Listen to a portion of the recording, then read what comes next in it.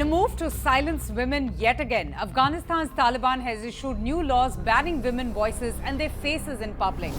Now, this latest development is most distressing and alarming.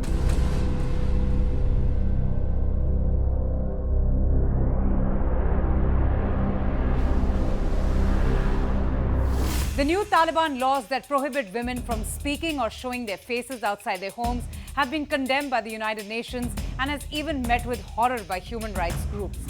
The Taliban published a host of these new quote-unquote vice and virtue laws last week, which states how women must completely veil their bodies, including their faces, in thick clothing at all times in public, just to avoid leading men into temptation and vice. The newly released 114-page document outlines 35 articles on vice and virtue laws and addresses various aspects of daily life, including public transportation, music, personal grooming, and celebrations. This marks the first formal issuance of such regulations since the Taliban takeover. Let's tell you about some of the key provisions of this draconian, regressive, and ruthless laws that have been imposed on women in Afghanistan. Some of the key provisions of Article 13 require women to cover their bodies in public, mandates face coverings to avoid any temptation. Women must wear clothing that is not thin, tight, or even short. They are even obliged to cover themselves in the presence of non-Muslim males and females. There will be no singing, reciting, or reading aloud in public, as their voices will be considered intimate. The law prohibits women from looking at men to whom they are not related to, or vice versa. Another law, which is Article 17, imposes a ban on publishing images of living beings, further threatening Afghanistan's already fragile media landscape.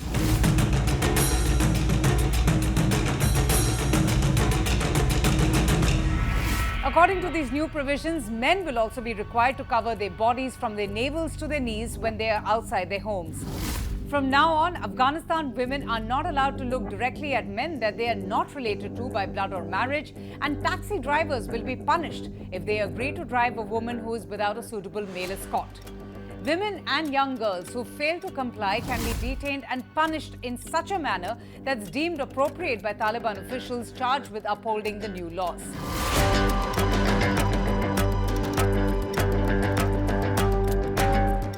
These latest restrictions have been condemned by Rosa Otunbayeva, the Special United Nations representative for Afghanistan. She said that these laws provide a distressing vision for Afghanistan's future, adding that the laws extend the already intolerable restrictions on the rights of women and girls, with even the sound of a female voice outside her home apparently deemed a moral violation. But the Taliban remains unfazed. Zabihullah Mujahid, the main spokesperson for the Taliban government, issued a statement warning against what he calls arrogance from those he says may not be familiar with Islamic law, particularly non-Muslims who might express reservations or objections. Afghanistan under Taliban has become a very unsafe place for women who are subjected to various atrocities and cruelty.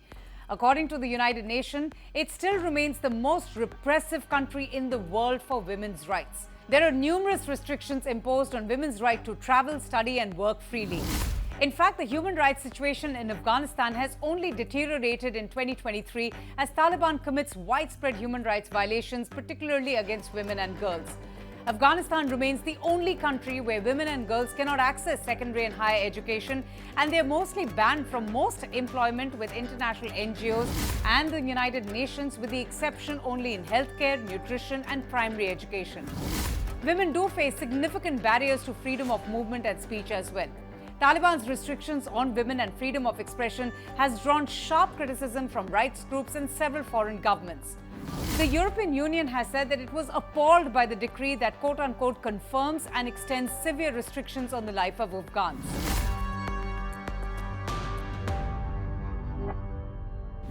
However, despite international condemnation, things have only gone from bad to worse.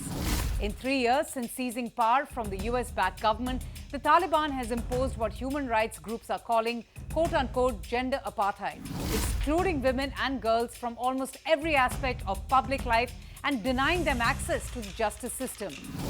Prior to the new vice and virtue laws, women and girls in Afghanistan were already blocked from attending secondary school.